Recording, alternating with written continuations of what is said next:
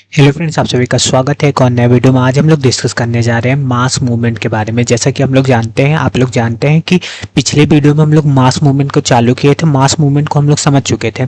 आज उसके टाइप्स के बारे में हम लोग समझने वाले हैं। ठीक है, तो मास मूवमेंट पहले हम लोग रिवाइज करेंगे बहुत तेज़ी से कि मास मूवमेंट होता क्या है, फिर इसके टाइप्स के बारे में देखेंगे।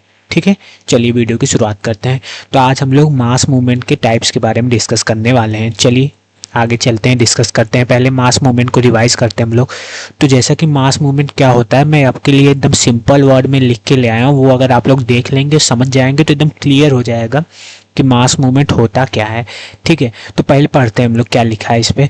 मटेरियल्स बड़े मात्रा में नीचे आ जाते हैं ग्रेविटी के मदद से, यानी कि किसमें, मास मूवमेंट से जो मटेरियल्स हैं, या बोल सकते हैं रॉक डिब्रीज है, वो बड़ी मात्रा में नीचे आते हैं ग्रेविटी की मदद से। किसके अलोंग, स्लोप के अलोंग, जो ढलान है उसके अलोंग नीचे आते हैं। और इसमें जो कुछ फैक्टर थोड़ी मदद कर सकते हैं, लेकिन ज़रूरी नहीं है कि वो रहेंगे तभी होगा मास मूवमेंट। समझ में आ रहा है कि नहीं? यानी कि मास मूवमेंट होता क्या है कि स्लोप के अलोंग मटेरियल बड़े मात्रा में, यानी कि रॉक के डिब्रीज बहुत बड़े क्वांटिटी में नीचे की तरफ मूव करते हैं ड्यू टू द किसकी मदद से, ग्रेविटी की मदद से।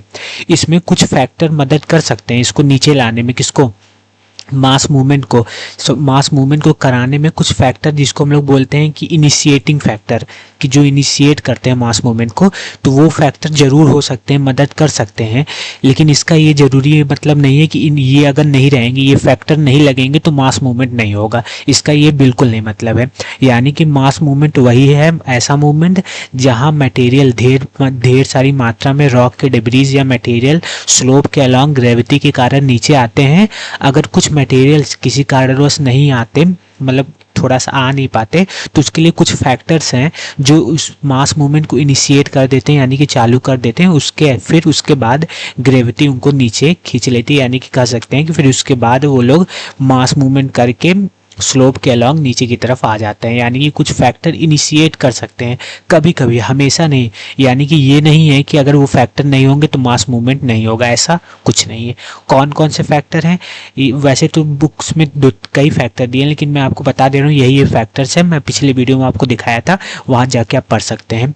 ठीक है, कौन कौन से फैक्टर हैं, जैसे कभी कभी अगर जो वहाँ का मटेरियल है, रॉक के डिब्रीज है, वो नीचे की तरफ स्लोप के अलॉन्ग नहीं मूव कर रहा है, तो removal of support from the below to material above through natural और आर्टिफिशियल मीन। यानी कि ये फैक्टर कैसे काम करता है, इसका कहने का मतलब है कि अगर मास जो मटेरियल है ऊपर, स्लोप के अलॉन्ग जो ऊपर मटेरियल जो इनर्शिया लगाया हुआ है वो नीचे मूव नहीं कर रहा है स्लोप के अलॉन्ग, उसके नीचे का मटेरियल किसी कारणवश अगर टूट जाता है, वो सपोर्ट वहाँ से हट जाता है, तो उसके चलते वो मटेरियल जो है ऊपर से स्लोप के अलॉन्ग मूव कर जाता है, जिससे मास मूवमेंट हमारा होता है। ठीक है, दूसरा कारण क्या है, इंक्रीज इन ग्रेडियंट, यानी कि जो स्लोप है उसका हाइट बढ़ा देना, यानी कि बहुत स्टीप, बहुत तेज ढलान वाला स्लोप किसी कारणवश बढ़ जाना, कि नीचे का जो एरिया है वो किसी कारणवश थोड़ा सा टूट जाए, जिसके कारण स्टीप स्लोप बन जाए, यानी बहुत तेजी ढलान वाला स्लोप बन जाए, जिसके कारण जो ऊपर का मटेरियल वो नीचे मूव कर जाए, जिसको हम लोग मास मूवमेंट कहते हैं।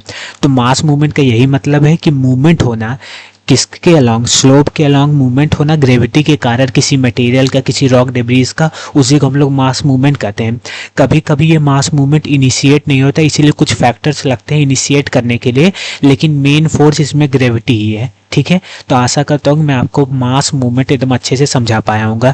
अब हम लोग को क्या डिस्कस करना है, तो हम लोग को अब डिस्कस करना है कि मास मूवमेंट, जैसा कि हम लोग देख रहे हैं कि मास मूवमेंट दो तरीके के होते हैं, एक हमारा स्लो मूवमेंट, एक हमारा रैपिड मूवमेंट। आज हम लोग को यही स्लो मूवमेंट में जितने मूवमेंट है सब डिस्कस करना है। सॉइल क्रीप समझना है, रॉक क्रीप समझना है, टेलोस क्रीप, सॉलिफ्लक्शन और रॉक ग्लेशियर क्रीप, हमें इन सब को डिस्कस करना है आज के वीडियो में। तो चलिए देखते हैं एनसीईआरटी का पूरा जितना एनसीईआरटी में लिखा हुआ है स्लो मूवमेंट के बारे में, इन सारे टाइप्स के बारे में सारा मैं वही कटिंग लेके आया हूँ, जिससे मैं पूरा पढ़ूंगा, आप लोग देखेंगे तो बिल्कुल एकदम क्रिस्टल क्लियर हो जाएगा। बस जो मैं बोलूँगा उस पर ध्यान दिएगा, ज़्यादा इधर उधर के चक्कर में मत पड़िएगा। ठीक है, जो केवल बोलना, क्योंकि इससे रिलेटेड उतने क्वेश्चन नहीं आते, लेकिन हमें बस समझना है कि स्लो मूवमेंट किस किस तरीके का होता है, कितने कितने टाइप का होता है, बस एक बार समझ लेंगे, ज़्यादा दिमाग में नहीं लगाना है, बस एक बार एकदम आराम से समझ के वही याद रखना है। ठीक है, तो चलिए शुरुआत करते हैं। तो पहले हम लोग इस जो कट ये है जो बुक का है ये, इसको हम लोग पढ़ लेते हैं। तो क्या देखिए, स्लो मूवमेंट में बहुत इंपॉर्टेंट फैक्टर है क्रीप। अभी हम लोग डिस्कस करेंगे कि ये क्रीप होता क्या है, ठीक है। यही इसी के अलोंग सारा स्लो मूवमेंट होता है। तो creep is one type under this category which can occur on moderately steep soil cover slope. Creep क्या होता है? तो स्लो मूवमेंट के अंदर एक कैटेगरी है क्रीप का। क्रीप एक स्लो मूवमेंट के अंदर आता है। अभी हम लोग देखेंगे स्लो मूवमेंट के अंदर क्या आता है, क्रीप आता है। क्रीप इसका मतलब क्या होता है कि ये क्रीप कहाँ होता है, क्रीप कहाँ होता है, मॉडरेटली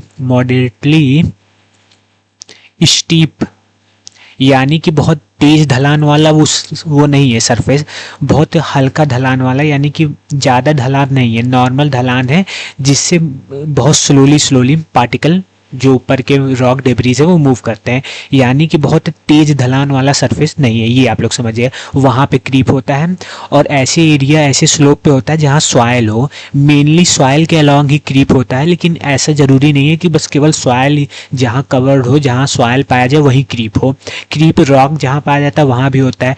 टैलोस का मतलब अभी हम लोग देखेंगे, वहाँ भी क्रीप होता है जिसको हम लोग टैलोस क्रीप कहते हैं, ठीक है। रॉक ग्लेशियर क्रीप होता है, यानी कि रॉक के कुछ पार्टिकल्स और कुछ पार्टिकल ग्लेशियर के कुछ पार्टिकल जब मूव करते हैं उसको भी हम लोग क्रीप कहते हैं। तो इसमें क्रीप के अंदर जो पार्टिकल्स का मूवमेंट होता है, पार्टिकल्स का जो मूवमेंट होता है वो एक्सट्रीमली स्लो होता है और इम्परसिप्टिबल एक्सेप्ट थ्रू एक्सटेंडेड ऑब्जर्वेशन। यानी कि कहने का क्या मतलब है, क्रीप मूवमेंट में, जो क्रीप एक स्लो मूवमेंट है, उसमें पार्टिकल्स का मूवमेंट बहुत स्लोली होता है जिसको हम अपनी आंखों से नहीं देख सकते।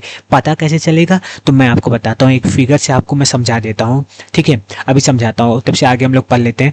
और materials involve can be soil और रॉक डेब्रीज, यानी कि क्रीप में सॉयल भी हो सकता है, सॉयल क्रीप जिसको कहते हैं, रॉक डेब्रीज भी हो सकते हैं जिसको हम लोग रॉक क्या बोलते हैं, रॉक क्रीप बोलते हैं, ठीक है। तो सॉयल और रॉक दोनों प्रेजेंट हो सकते हैं इस क्रीप के मूवमेंट में, थोड़ी, ठीक है। आशा करता हूँ आपको समझ में आया होगा। तो आगे देखते हैं, have you ever seen fence post telephone pole lean down slope from there vertical position and in there linear alignment? If you have that is due to the creep effect depending upon the types of materials involve several types.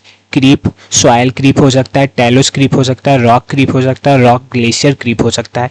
इन सभी भागों में हम लोग creep को पढ़ते हैं, मतलब इतने इतने जगह क्रीप को हम लोग को पढ़ना है, ठीक है। और एक टर्म फिर उसके बाद हमारा क्या आता है, सॉलिफ्लक्शन, इसको भी हम लोग देखेंगे, ठीक है। तो ये पूरा मोटा मोटा जितना भी ये लिखा हुआ है सारा इसका मतलब यही है। अब मैं आपको एकदम एक जगह समराइज करके जो लिख के लाया हूँ उससे आपको मैं समझा देता हूँ इस पूरे जितना भी कटिंग था इसका पूरा समरी, जिससे आपको क्रीप और स्लो मूवमेंट एकदम अच्छे समझ में आए।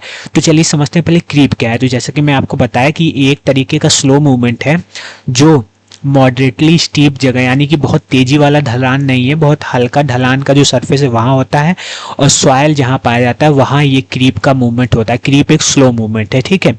और ये क्रीप का एक तरीके का क्रीप हो सकता है, सॉयल जहाँ हो वहाँ सॉयल क्रीप होगा, रॉक जहाँ हो वहाँ रॉक क्रीप होगा, जहाँ टैलोस का मूवमेंट हो रहा है वहाँ टैलोस क्रीप होगा, जहाँ रॉक और ग्लेशियर मूव कर रहा है, स्लो मूवमेंट हो रहा है, वहाँ रॉक ग्लेशियर क्रीप होगा, ठीक है।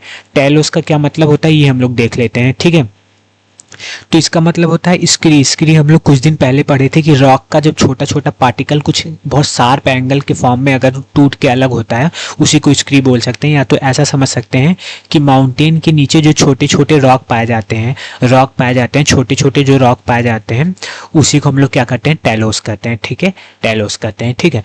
तो क्रीप क्या है, हमारा एक स्लो मूवमेंट है। हम लोग स्लो मूवमेंट किस में पढ़ रहे हैं, हम लोग मास मूवमेंट में दो कैटेगरी हम लोग को पढ़ना है, स्लो मूवमेंट और रैपिड मूवमेंट। जिसमें स्लो मूवमेंट में हमें क्रीप के बारे में पढ़ना है। कई तरीके का क्रीप होता है, यानी कि क्रीप एक स्लो मूवमेंट है, ऐसी जगह होता है जहाँ बहुत कम ढलान होता है, ज़्यादा तेज ढलान नहीं होता। तेज ढलान का मतलब है बहुत खड़ी सरफेस नहीं है, मतलब बहुत अगर एकदम स्ट्रेट सरफेस होगी तो बहुत तेज ढलान होगा। थोड़ी सी लेटी हुई सरफेस है जिससे बहुत कम ढलान वाला सरफेस है, जहाँ सॉयल पाया जाता है, रॉक पाया जाता है और रॉक और ग्लेशियर दोनों पाया जाता है, वहाँ ये क्रीप का स्लो मूवमेंट होता है। क्रीप मतलब स्लो मूवमेंट जहाँ मॉडरेटली स्टीप सरफेस पे होता है। आशा करता हूँ आपको समझ में आएगा। तो सॉयल क्रीप क्या होता है, जब सॉयल इन ढलान में सॉयल बहुत धीरे धीरे मूव करेगी तो उसको हम लोग सॉयल क्रीप बोलेंगे। जब रॉक के डिब्रीज इस ढलान से बहुत धीरे धीरे मूव करेंगे तो उसको हम लोग रॉक क्रीप कहेंगे। और जब टैलोस यानी कि माउंटेन, अगर यहाँ कोई माउंटेन है इस स्लोपी सरफेस पे और इसके नीचे के जो छोटे छोटे रॉक पार्टिकल्स हैं अगर ये मूव करेंगे, इसी को हम लोग टैलोस क्रीप कहते हैं। आशा करता हूँ आपको समझ में आ रहा होगा। और रॉक और ग्लेशियर क्रीप क्या होता है, जिसमें रॉक के छोटे छोटे पार्टिकल्स और ग्लेशियर दोनों एक साथ मूव करते हैं बहुत स्लोली, उसको हम लोग रॉक और ग्लेशियर क्रीप कहते हैं। और एक और टर्म था हमारा स्लो मूवमेंट में, उसको देख के हम लोग स्लो मूवमेंट को पूरी तरह कंप्लीट कर देते हैं। कौन सा पार्ट है ये, इसको हम लोग सॉलिफ्लेक्शन कहते हैं। तो ये मेनली सॉयल और रॉक डिब्रीज में पाया जाता है। इसका मतलब क्या है, सॉलिफ्लेक्शन होता क्या है, तो देखिए ये भी एक ढलान सरफेस पे ही होता है और ये भी एक स्लो मूवमेंट है। लेकिन और सब स्लो मूवमेंट से क्या अलग है, देखिए ये बहुत मॉडरेट ढलान वाला सरफेस है, मॉडरेट स्टीप सरफेस है, मॉडरेट स्टीप सरफेस है ये, ठीक है। जिसमें हमारा सॉयल, कभी कभी सॉयल बहुत धीरे धीरे स्लो मूवमेंट हो रहा है सॉयल का, जिसमें वाटर मिला हो किसी कारणवश, यानी कि रेन, वर्षा का पानी आ गया हो और या तो कोई कहीं और से ग्लेशियर पिघल के आ गया हो, यानी कि सॉयल में हल्की फुल्की वाटर प्रेजेंट हो, उसका दोनों सॉयल और वाटर दोनों के संग, सॉयल और वाटर के संग का अगर धीरे मूवमेंट हो मॉडरेट स्टीप सरफेस पे, तो उसको हम लोग सॉलिफ्लेक्शन कहते हैं। यानी कि जिसमें हमारा स्लो डाउन स्लोप है, यानी कि बहुत स्लो मूवमेंट हो रहा है जो डाउन स्लोप पे, उसमें क्या फ्लो हो रहा है, सॉयल मास यानी कि सॉयल फ्लो हो रहा है और कुछ रॉक के डिब्रीज फ्लो हो रहे हैं जो सेचुरेटेड और लुब्रिकेटेड विथ वाटर, यानी कि वाटर उसमें मिला है, किसमें, सॉयल और रॉक डिब्रीज में वाटर ऐड है और ये स्लोली मूवमेंट कर रहा है मॉडरेट और स्टीप सरफेस पे, तो इसको हम लोग क्या बोलते हैं, सॉलिफ्लेक्शन कहते हैं। तो आशा करता हूँ मैं आपको पूरा कंप्लीट समझा पाया होऊंगा स्लो मूवमेंट के बारे में। और हम लोग पहले मास मूवमेंट को डिस्कस किए, फिर उसके बाद हम लोग देखें दो तरीके का मास मूवमेंट होता है, एक हमारा स्लो मूवमेंट, एक हमारा रैपिड मूवमेंट। और आज के इस वीडियो में हम लोग स्लो मूवमेंट को पूरा कंप्लीटली डिस्कस कर लिए, जिसमें हम लोग soil creep, rock creep, talus creep, solifluction and rock glacier creep को डिस्कस किए हैं, ठीक है। तो आशा करता हूँ पूरा वीडियो आपको समझ में आया होगा और अच्छा लगा होगा वीडियो, तो कमेंट करके जरूर बताइए और वीडियो को लाइक एंड चैनल को सब्सक्राइब जरूर करिए। धन्यवाद।